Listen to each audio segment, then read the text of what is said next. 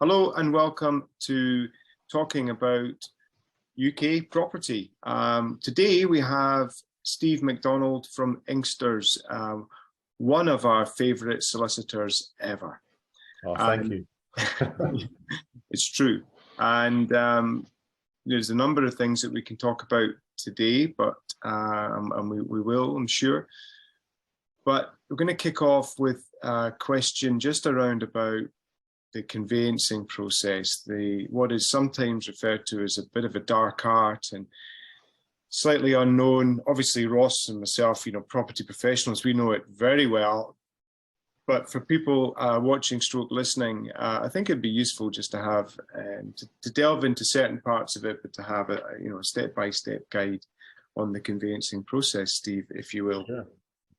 Not a problem at all. Thanks for having me. It's great to see you. Yeah, the conveyancing side of things, I suppose my background of 26 years in practice now as a conveyancer. Over the years, mixed experience. I've been a partner and director in a few big firms, but I've also currently I'm a self-employed consultant, so I work for myself, but I put my transactions through firms that work with me. so that's mostly Inksters at the moment, and that's how it works. So the conveyancing part, I was saying to you guys before that this there are two parts to a transaction, really. So if you're marketing a property for sale, I always sort of say to clients, that's the kind of touchy-feely bit when the estate agents get involved and the clients get really excited because they have fun making this deal, and it's exciting, and it's kind of that's the exciting bit. Then what happens when the offer is accepted? It comes to someone like myself, and that's usually when clients think, oh, this is the really boring bit that I've got to do. That's essential, but rather not do it if I didn't have to. So that's kind of what conveyancing is. It's taking the offer and making sure that the deal completes, really. So all the legal formalities are completed and the client gets their cash at the end of the day.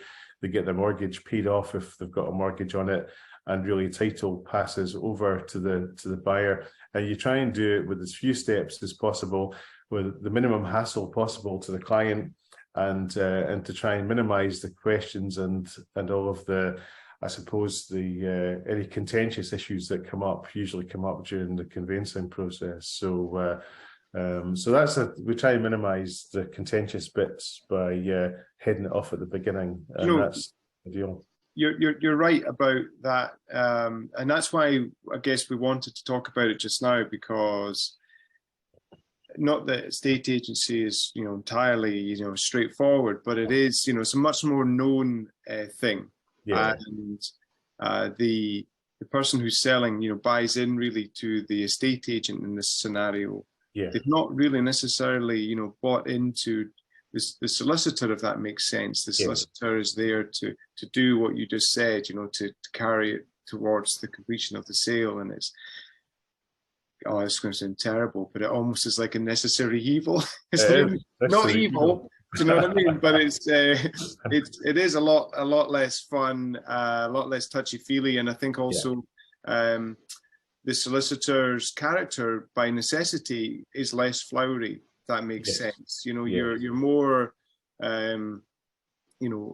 shorter emails, with more abbreviated responses, and just a different thing. I think as an estate agent, we respond in a different way, different animals. So the seller respond from one type of experience, and still has that experience, because the estate agent is still very involved during the conveyancing. A good estate agent, as we are. Yeah, we're very involved in that conveyancing stage, but it's obviously down to you to communicate what's happening at any certain time. Yeah, I mean, I think it's slightly different I do find that comments I do get from clients are, well, the estate agent phoned me every day, and they phoned for a chat, and we met for coffee, and we did all these things. And I was thinking, that's great. I really love to have the time to do that with all my clients, but unfortunately, there isn't as much of a reason to contact the client on a daily basis. So it tends to be when you have milestones, when things happen, you normally try and set expectations so they know what's happening, and you explain the process. You explain that you're going to send a written acceptance, that you're going to order titles, you're going to send everything to the other side, and then things might be a few weeks before anything happens.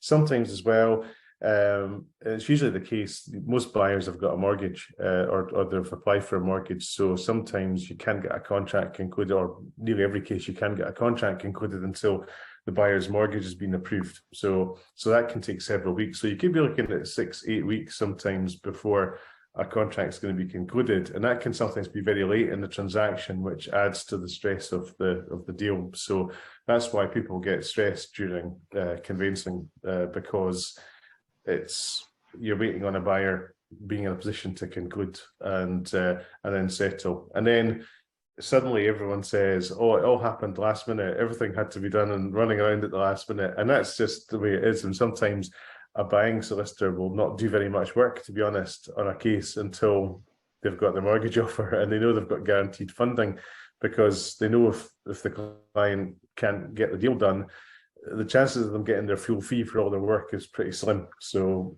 a lot of lawyers I know probably won't do an awful lot of work until the mortgage offer comes through.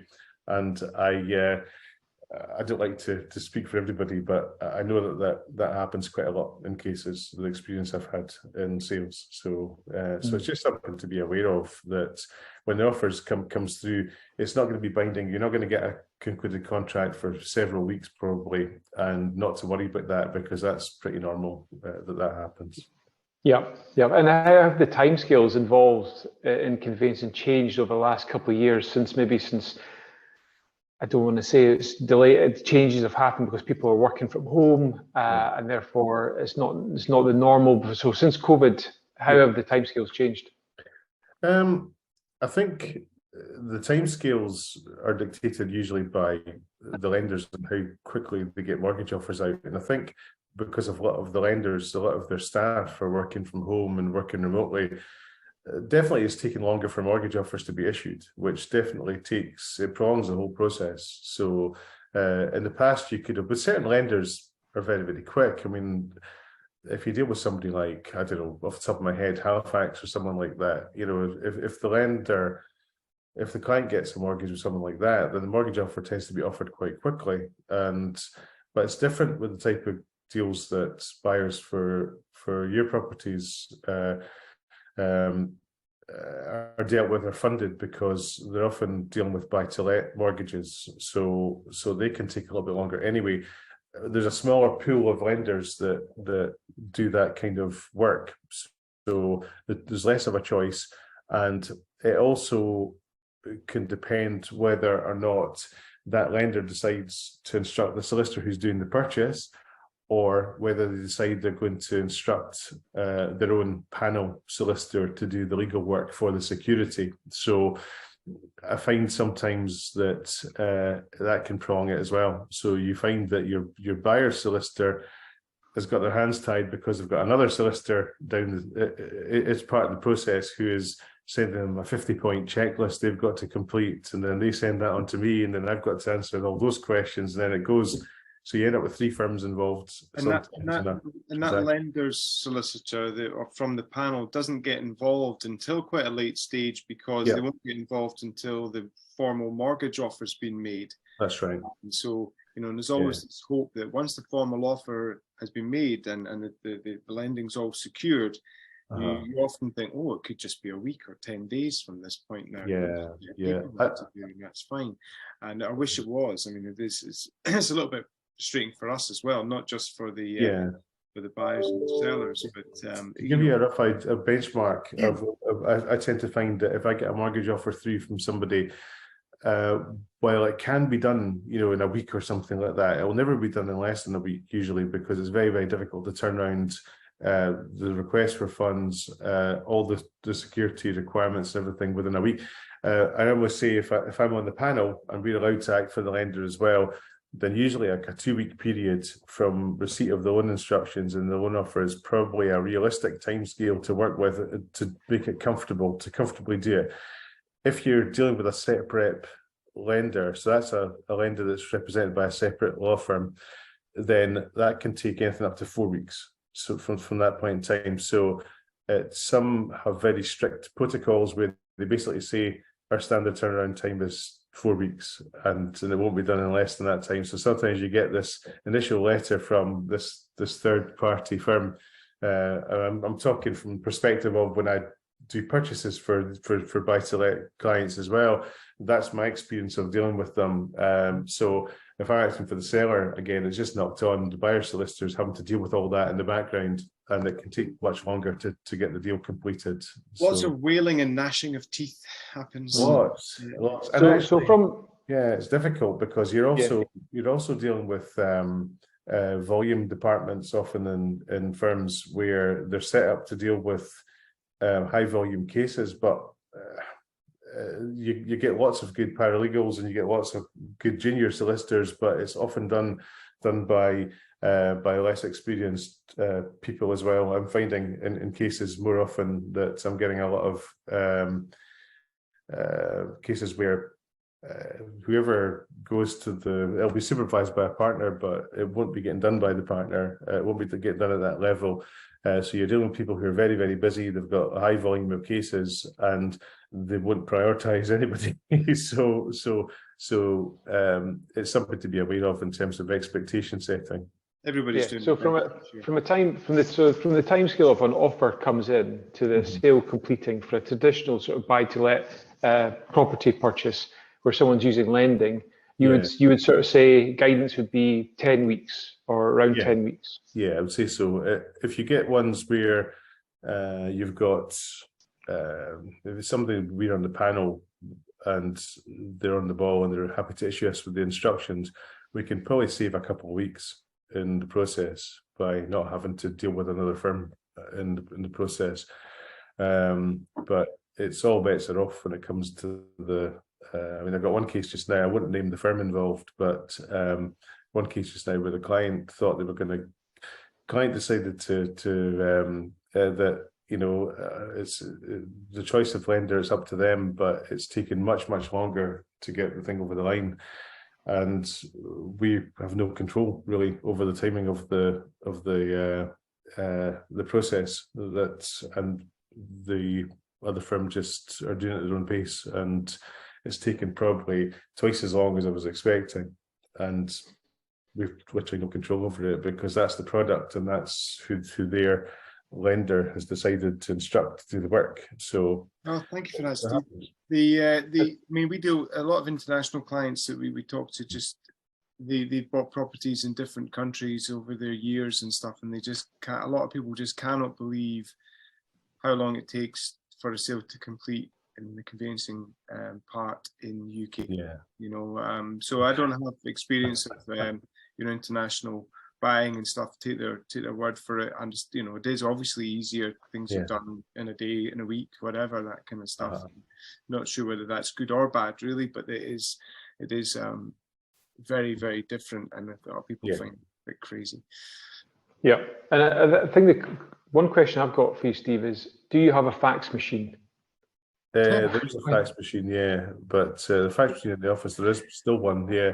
I can't. It's funny because some lenders actually only accept certificates of title and requests by funds by fax, believe it or not. Some lenders still do that. I'm not kidding you. It's most of them have a completions email address now, but some still have the request as a fax.